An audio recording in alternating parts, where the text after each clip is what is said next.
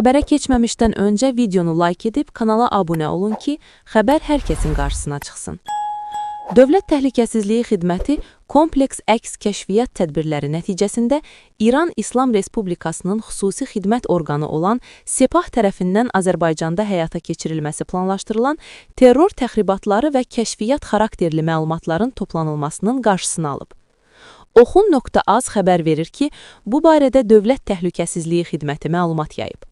Cəmiyyət arasında vahimə yaratmaq, ölkəmizin beynəlxalq nüfuzuna xələl gətirmək məqsədi ilə strateji obyekt olan Bakı-Tbilisi-Ceyhan neft boru kəməri, İsrailin Azərbaycandakı səfirliyi, Dağ Yəhudiləri dini icmasının rəhbərlərindən biri və Aşkenazi sinaqoqu hədəf alınıb.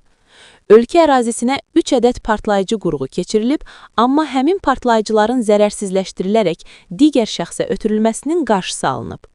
İran xüsusi xidmət orqanlarının ölkəmizdə maraq göstərdiyi strateji obyektlər, hədəflər, eləcə də onlarla əməkdaşlıq edən şəxslərin müəyyən olunması məqsədi ilə əməliyyat axtarış tədbirləri təşkil edilib. Məlum olub ki, İran İslam Respublikası vətəndaşları Behnam Sahibali Rüstəmzadə və Yasir Rahimzankiyan qabaqcadan əlbir olaraq ölkə ərazisinə partlayıcı qurğu keçirmək üçün Tarxan Tərlanoğlu Quliyevlə cinayətkar əlaqə yaradıblar.